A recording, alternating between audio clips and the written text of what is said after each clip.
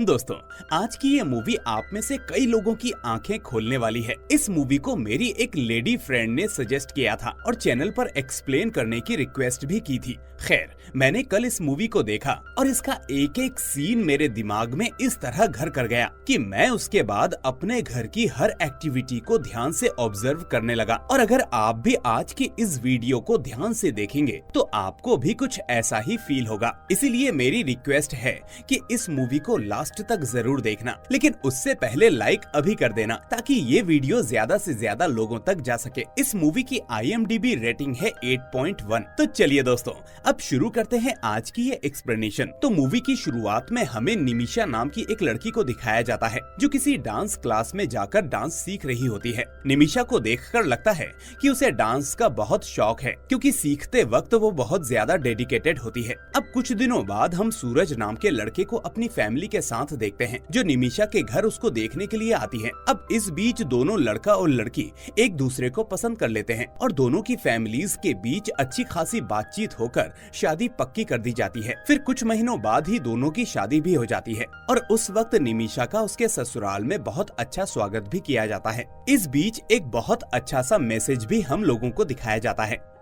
अब शादी के दूसरे दिन जब निमिषा किचन में जाती है तो वहाँ उसे एक छोटी लड़की मिलती है जो वहाँ रोज दूध देने के लिए आती थी। अब बातों ही बातों में उनके बीच भी दोस्ती हो जाती है। इसके बाद सूरज किचन में आता है और उनके साथ बातें करते हुए चाय पीने लगता है। फिर हम देखते हैं कि सूरज के चाय पीने के बाद निमिषा सूरज के कप को धो देती है। अब आप लोग सोच रहे होंगे कि मैं ये कप धोने वाली बात एक्सप्लेन क्यों कर रहा हूँ। तो दोस्तों, इसके लिए आपको ये मूवी आगे तक देखनी होगी। खैर, उसी रात सूरज का एक दोस्त उसे और निमिषा को उनकी नई शादी होने की वजह से अपने घर डिनर पर बुलाता है। अब वो उसके घर पहुंचते हैं और काफी अच्छा टाइम स्पेंड करते हैं। बातों से हमें पता चलता है कि सूरज एक टीचर है और उसका दोस्त भी उसका कलीग है।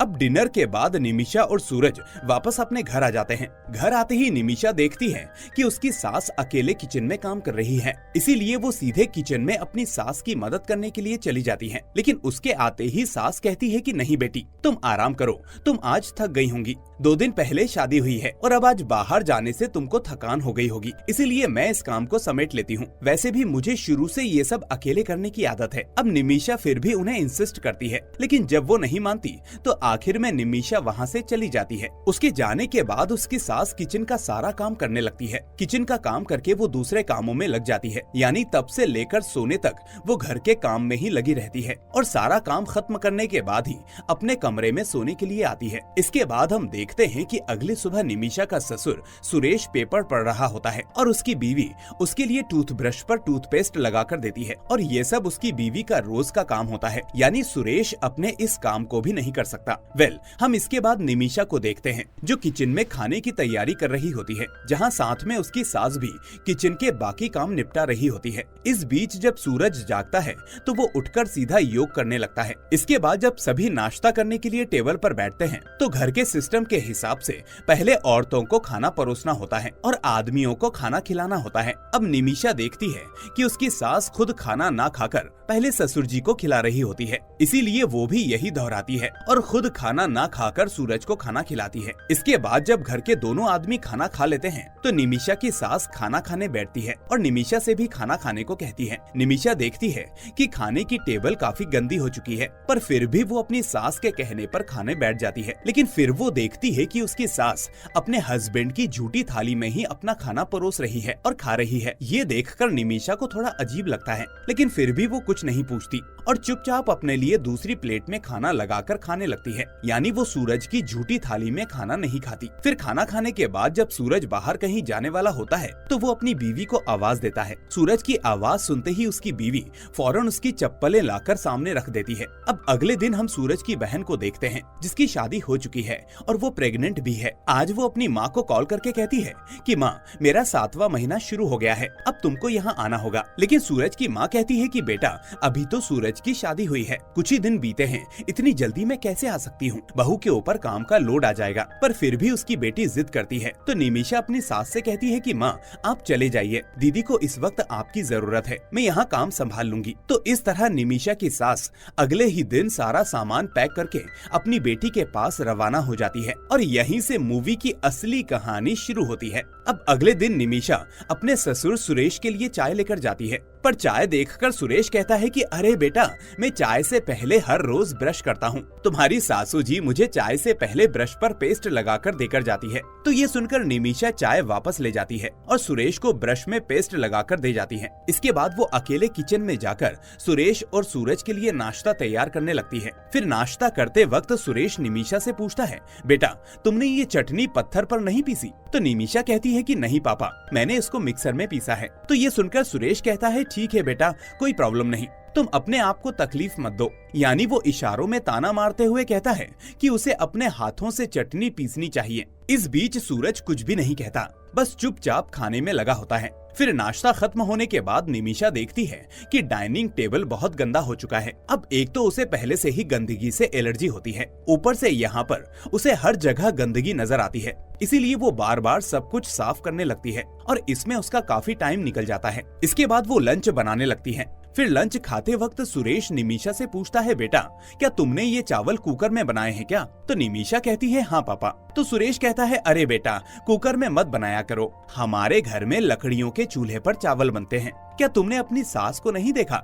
वो चावल ज्यादा टेस्टी होता है। तो ये सुनकर निमिषा अगली बार के लिए हाँ बोलकर वहाँ से चली जाती है। फिर लंच खत्म करने के बाद सुरेश अपनी पत्नी को कॉल करता है और वही चावल वाली बात बताता है। तो निमिषा की सास निमिषा को कॉल करके बताती है कि बेटा चावल को लकड़ी के चूल्हे पर पकाना। निमिषा अब इसके लिए भी हाँ बोल देती है और बाकी साफ सफाई में लग जाती है। फिर शाम को जब सूरज घर आता है तो निमिषा सूरज से पूछती है कि क्या तुम डिनर में खाना खाओगे? तो सूरज उससे कहता है, रात में हमारे घर में खाना नहीं खाते, क्या इतने दिनों में तुमने देखा नहीं, रात को हम चपाती खाते हैं, तुम चपाती बना दो। अब दोस्तों यहाँ पर आप में से नॉर्थ इंडिया वाले सोच रहे होंगे कि चपाती भी तो खाना होता है। तो दोस्तों मैं आपको बता दूं कि साउथ इंडिया में यूजुअली चावल के साथ बने हुए खाने को खाना कहते हैं और जब चपाती बनती है तो उसको अलग ही माना जाता है, जबकि नॉर्थ इंडिया में चपाती को मेन खाना माना जाता है। Well coming back to the movie, अब निमिषा सूरज से कहती है कि घर में दोपहर का थोड़ा खाना तो बचा है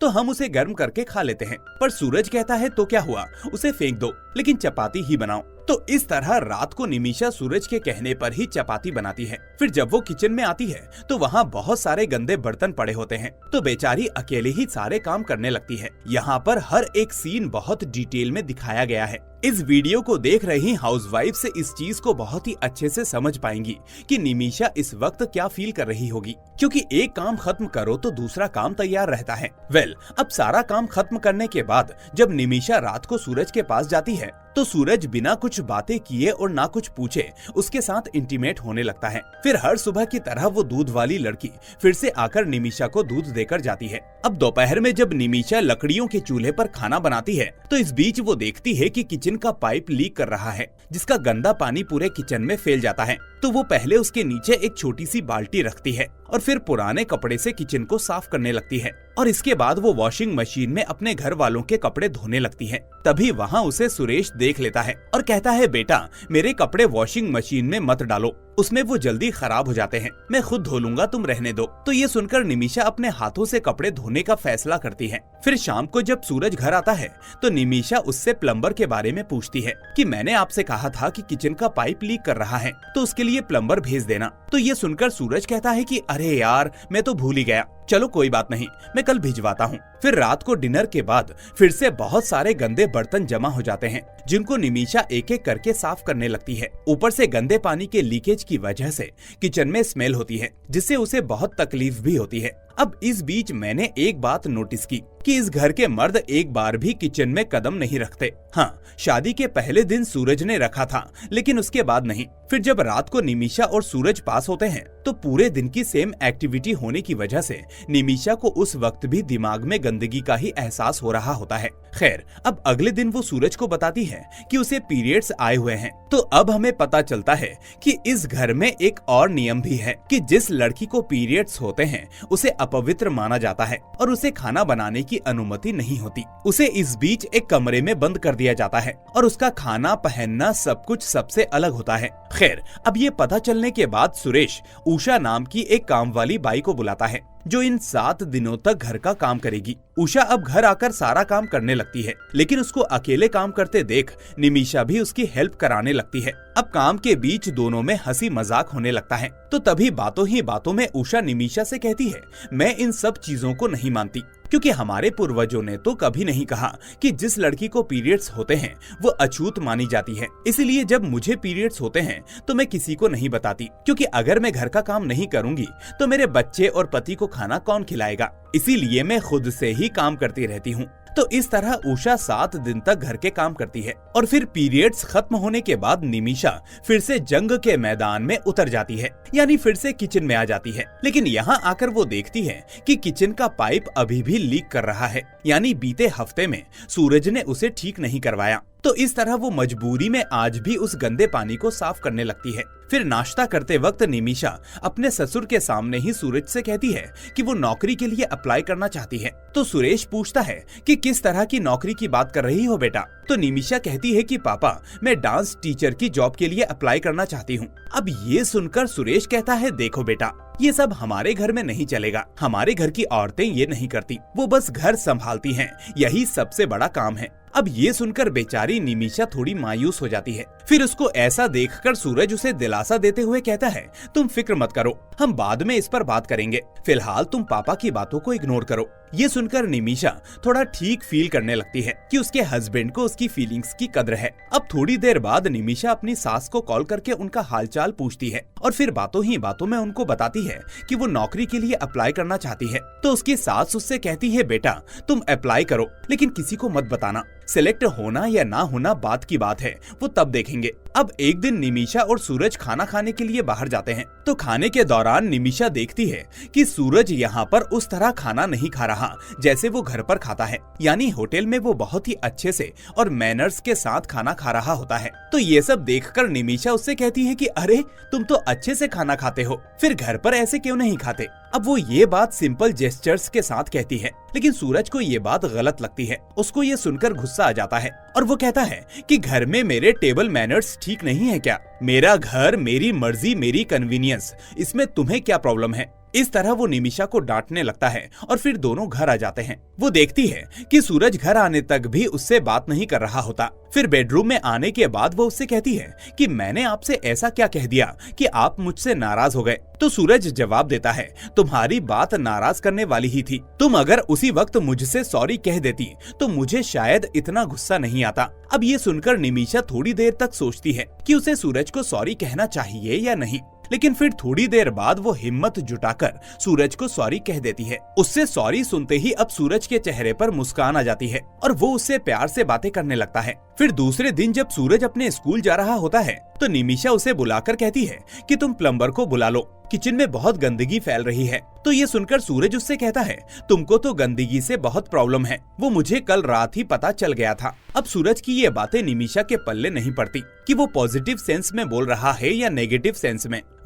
अब लंच बनाने के बाद निमिषा आज अपनी जॉब के लिए अप्लाई करती है, वो भी बिना किसी को बताए। अब उसी रात सूरज के घर उसके कुछ रिश्तेदार आते हैं। तो इस बीच वो आदमी निमिषा से कहता है, बेटा मेरे लिए एक अच्छी ब्लैक टी बनाकर ले आओ। तो बेचारी निमिषा को जिस तरह की चाय बनाना आता था वो उसी तरह उसको बना लाती है। तो ये टकला चाय पीते हुए कहता है, अरे बेटा ये क्या बना दिया, तुम इसे ब्लैक टी कहती हो? इस तरह फिर वो उसे कुछ इंग्रेडिएंट्स के बारे में बताने लगता है और कहता है कि सारी चीजें डालने के बाद तब जाकर काली चाय बनती है। अब इसके बाद बातों ही बातों में वो कहता है कि चलो आज औरतों का हॉलीडे है, किचन में हम खाना बनाएंगे। तो इस तरह आज रात को सभी मर्द मिलकर किचन में जाकर खाना बनाते हैं। फिर जब डिनर के बाद निमिषा किचन में जाती है तो किचन का बहुत ही बुरा हाल होता है, चारों तरफ बस गंदगी ही गंदगी फैली होती है। इस बीच वो आदमी फिर से उसे आवाज लगाकर कहता है, बेटा अब मेरे लिए एक काली चाय बनाकर ला सकती हो क्या? तो इसके बाद बेचारी निमिषा गुस्से में आकर काली चाय बनाने लगती है और वो भी बर्तन पटक पटक कर। अब दूसरे दिन सुरेश निमिषा के लिए एक लेटर लाता है जो पोस्टमैन उसे देकर गया था। निमिषा अब सोचने लगती है कि ये लेटर कहाँ से आया है, तो उसे पढ़ते ही उसे पता चलता है कि ये असल में उसका इंटरव्यू लेटर है। तो सुरेश ये सुनते ही कहता है, बेटा हमने इस बारे में बात कर ली थी ना, और मैंने मना किया था, तो तुमने दोबारा अप्लाई क्यों किया? तुम्हारी सास को ही देख लो, वो एक पोस्ट ग्रेजुएट है, लेकिन मेरे पिता के कहने पर उसने जॉब नहीं किया, क्योंकि औरतों का घर में रहना ही अच्छा लगता है बेटा। ये सुनकर अब निमिषा बहुत मायूस हो जाती है और रात को इस बारे में सूरज से बात करने का डिसाइड करती है। फिर रात होने पर जब सूरज निमिषा के पास आता है तो वो फिर से कहता है, मैंने कहा था कि तुम जॉब के लिए अभी अप्लाई मत करो, लेकिन तुमने मेरी बात नहीं मानी और दोबारा जॉब के लिए अप्लाई किया। वो कहता है कि शादी से पहले मैंने तुम्हारे माँ बाप को बताया था कि हमारे घरों में लड़कियां जॉब नहीं करती। तो निमिषा कहती है, मुझे किसी ने नहीं बताया कि तुमने ऐसा कुछ कहा था। खैर, अब उसके बाद रात को जब सूरज सोने के लिए तैयार हो रहा होता है तो वो निमिषा से कहता है कि मैं सबरीमला जाना चाहता हूँ। अब दोस्तों, असल में साउथ इंडिया में इस सीजन में लोग स्वामी जी बनते हैं, माला पहनते हैं और काले कपड़े भी पहनते हैं। सूरज फिर कहता है, मैंने अभी डेट डिसाइड नहीं की है, लेकिन जल्द ही मैं माला पहनने वाला हूँ, और जब मैं माला पहनूंगा तो कुछ वक्त तक हम पास नहीं आ पाएंगे। अब पास आने की बात से निमिषा कहती है, क्या हम आज रात को पास आने से पहले कुछ देर बात कर सकते हैं, यानी फोरप्ले, क्योंकि मुझे तकलीफ होती है। तो सूरज इस बात का गलत मतलब निकालने लगता है और कहता है, तुमको तो सब कुछ पता है, फोरप्ले, रोमांस वगैरह। इस तरह वो उल्टा इन बातों से निमिषा के ऊपर उंगली उठाने लगता है, मानो उसने पहले ऐसा कुछ किया हो। इसके बाद सूरज की बातें सुनकर बेचारी निमिषा रोते हुए सो जाती है। अब कुछ दिन बाद सूरज और सुरेश माला पहन लेते हैं। अब नियम के हिसाब से जो लोग माला पहनते हैं वो मियाँ बीवी एक कमरे में नहीं सोते और उनको काफी सारे रूल्स फॉलो करने पड़ते हैं। अब आज नाश्ता करते समय सूरज निमिषा से पूछता है, क्या ये खाना कल का है? तो वो कहती है हाँ। तो ये सुनकर सूरज बिना खाना खाए टेबल से उठकर चला जाता है। वो कहता है, क्या तुम्हें पता नहीं, जो लोग माला पहनते हैं उन्हें कल का खाना नहीं देते, फ्रेश खाना देते हैं। अब सच में ये बात निमिषा को नहीं पता होती, क्योंकि उसके पिता शुरू से ही बाहर विदेश में रहते थे और इन सब रीति रिवाजों को निमिषा ने कभी क्लोजली फॉलो नहीं किया था। अब इसी दौरान निमिषा को इस महीने मेंस्ट्रुअल क्रैम्प्स आने लगते हैं, पर सुरेश को पता चलता है कि उषा काम पर नहीं आ सकती, इसीलिए वो अपनी छोटी बहन को घर पर बुला लेते हैं। अब जैसे ही सूरज की बुआ घर आती है तो निमिषा को देखते ही डांटने लगती है। वो कहती है, जिस लड़की को पीरियड्स होते हैं उसे बेड पर नहीं बैठना चाहिए, सिर्फ चटाई पर ही अपना सारा काम करना चाहिए। तो इस तरह बुआ फौरन चटाई निकालकर नीचे बिछा देती है और कहती है, तुम यहीं पर बैठो, पता नहीं तुम्हारे माँ बाप ने क्या सिखाया है। अब थोड़ी देर में नाश्ता बनाने के बाद बुआ नाश्ता लेकर आती है और उसको नीचे चटाई पर रखकर कहती है, तुम अपना खाना खाकर प्लेट यहीं पर रख देना और एक कदम भी इस कमरे से बाहर मत निकलना। खैर, अब इस बीच केरल की कोर्ट एक स्टेटमेंट देती है कि पीरियड्स वाली लड़कियों को अपवित्र नहीं माना जाता। हालांकि ऐसी लड़कियों को मंदिर में दाखिल नहीं करना चाहिए, लेकिन फिर भी वो बाकी सारे काम कर सकती हैं। अब ये फैसला कुछ लोगों को पसंद आता है और कुछ लोगों को नहीं, जिसके बाद कुछ लोग रैलियां वगैरह निकालने लगते हैं। वहीं दूसरी तरफ सूरज की बुआ बार बार निमिषा के पास आकर कोई ना कोई बात पर उसे ताना देती ही रहती है। इस बीच एक दिन जब सूरज अपनी बाइक से स्कूल जा रहा होता है तो घर से निकलते ही थोड़ी दूर जाने पर ही वो अपनी बाइक से गिर जाता है और ये देखते ही निमिषा घबरा जाती है और फौरन सूरज के पास जाकर उसे हाथ लगाकर उठाने लगती है। लेकिन उसके छूते ही सूरज एकदम से उसके ऊपर बरस पड़ता है और कहता है, दूर हटो, ऐसी हालत में तुम एक स्वामी को नहीं छू सकती, तुम्हें क्या ये भी नहीं पता? इस तरह से वो उसको जोरों से डांटने लगता है और ये सब कुछ रोज रोज सुनकर बेचारी निमिषा चुप हो जाती है। अब सूरज इसके बाद अपने स्वामी जी से फोन पर बात करता है और कहता है कि अगर पीरियड वाली लड़की स्वामी को छुए तो पवित्र कैसे हो सकते हैं? तो ये सुनकर स्वामी कहता है, देखो, इसके 3 तरीके हैं। पहला तो ये कि गाय के गोबर को खाओ, दूसरा गाय के पेशाब से नहा लो और तीसरा एक बहती हुई नदी में जाकर नहा लो। तो इस तरह सूरज अपने आप को पवित्र करने के लिए नदी में जाकर नहाने लगता है। अब इस बीच निमिषा अपने फेसबुक पर एक लड़की का स्टेटमेंट देखती है जो कोर्ट के फैसले को एक्सेप्ट करते हुए बताती है कि हम लड़कियां हैं, हमारा भी कुछ फ्रीडम होता है। तो ये स्टेटमेंट देखकर निमिषा को सही लगता है और वो उस वीडियो को शेयर कर देती है। फिर उसी रात सूरज की बिरादरी में ये बात पता चलती है तो कुछ लोग उस रात सूरज के घर आकर कहते हैं, तुम्हारी वाइफ से कहो कि वो वीडियो डिलीट कर दे, वरना हमारी बिरादरी की इस समाज में क्या इज्जत रह जाएगी। वो कहते हैं कि तुम्हारी बीवी जैसी लड़कियों की वजह से ही हमारा कल्चर बिगड़ रहा है। अब ये सुनकर सूरज तिलमिला जाता है और फौरन निमिषा के पास जाकर उसे समझाता है कि तुमने जो वीडियो शेयर किया है उसे डिलीट कर दो, क्योंकि वो बिरादरी के लिए सही नहीं है। तो ये सुनकर निमिषा उससे कहती है, क्यों, क्या हुआ, इसमें क्या दिक्कत है? तो सूरज कहता है कि तुमने जो पोस्ट फेसबुक पर शेयर की उसकी वजह से यहाँ के लोग मुझे आकर सुना रहे हैं। पापा भी बाहर इस बात से बहुत हर्ट हैं। मैं बस ये चाहता हूँ कि तुम इस पोस्ट को डिलीट कर दो। अब निमिषा ये सुनकर कहती है कि नहीं,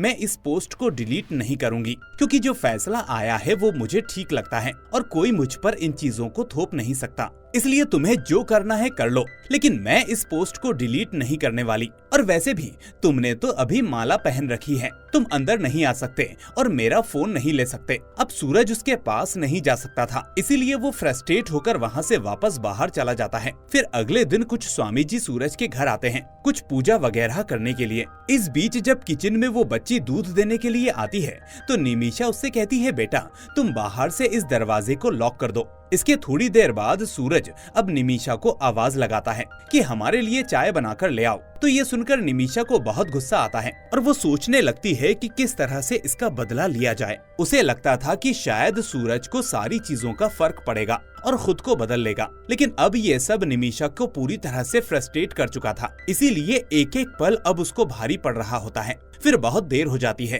तो चाय न बनने की वजह से सूरज किचन में आता है। वो देखता है कि निमिषा ने चाय नहीं बनाई है, तो वो पूछता है कि क्या तुमने अभी तक चाय नहीं बनाई? मुझे कहे हुए इतनी देर हो गई है। तो निमिषा कहती है कि हाँ, मैं अभी बना रही हूँ, थोड़ी देर रुको। उसके दिमाग में अब यही चल रहा होता है कि कैसे इस दकियानूसी समाज को सबक सिखाया जाए। अब थोड़ी देर वो इंतजार करती है, फिर अचानक उसके दिमाग में कुछ आता है। वो उस लीकेज वाले पानी को देखने लगती है, क्योंकि इतने वक्त से वो रोज उस स्मेल को झेल रही थी। ऊपर से इतनी बार कहने पर भी सूरज को ये एहसास नहीं हुआ था कि निमिषा के ऊपर उस गंदे पानी का कितना बुरा असर पड़ रहा है। इसीलिए आखिर में वो किचन में होने वाले उस लीकेज पानी को 2 ग्लासेस में भरकर सूरज और सुरेश को दे देती है और इसके बाद वो किचन में जाकर इंतजार करती है कि कब ये पटाखा फटेगा। फिर थोड़ी देर बाद वो दोनों गुस्से में किचन में आते हैं, लेकिन जब तक सूरज निमिषा को कुछ कह पाता तब तक वो किचन के गंदे पानी को दोनों पर फेंक देती है और बाहर से दरवाजा लॉक करके अपने कपड़े पैक करके अपने घर वापस चली जाती है।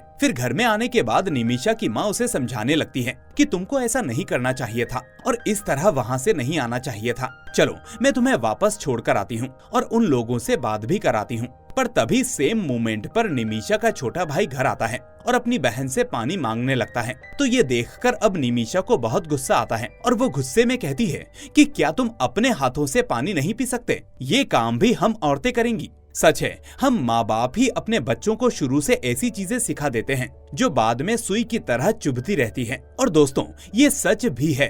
क्या आपने कभी किसी वाइफ के घर आने पर हस्बैंड को पानी देते हुए देखा है? क्या किसी भाई ने कभी अपनी बहन को वापस घर आने पर पानी या खाना देते हुए देखा है? क्या रात को हस्बैंड अपनी वाइफ के लिए बुखार में खाना बनाने के लिए उठ सकता है? आखिर ऐसा क्यों नहीं हो सकता? और अगर हो सकता है तो फिर औरत ही क्यों कर सकती है, मर्द क्यों नहीं? फिर कुछ महीनों बाद सीन शिफ्ट होता है और हम देखते हैं कि निमिषा के पास एक बहुत ही अच्छी कार है और उसने अपना सपना भी पूरा कर लिया है, यानी वो अब एक क्लासिकल डांस टीचर बन चुकी है। जबकि दूसरी तरफ सूरज को दिखाया जाता है जिसने दोबारा एक और शादी कर ली होती है और शादी के दूसरे दिन सूरज दोबारा किचन में जाकर अपनी दूसरी पत्नी के हाथ से चाय पीता है और चाय पीने के बाद हम देखते हैं कि उसकी पत्नी सूरज का कप धोने लगती है। यानी इसका मतलब हुआ कि इस औरत की हालत भी अब निमिषा जैसी ही होने वाली है। और इस तरह से इस सीन के साथ ये मूवी यहाँ एंड हो जाती है। तो दोस्तों, मैं यहाँ कुछ चीजें क्लियर कर दूं। ऐसा नहीं है कि हमें अपने रीति रिवाजों को नहीं मानना चाहिए, लेकिन जैसे वक्त के साथ साथ दुनिया बदलती है उसी तरह हमें भी वक्त के साथ साथ अपने रीति रिवाजों पर बात करनी चाहिए कि क्या ये आज के समाज के हिसाब से सही हैं। आप सोचिए, हर साल दिवाली पर हम अपने घर की साफ सफाई क्यों करते हैं, जबकि हमें पता है कि रोज हम सफाई करते हुए आ रहे थे।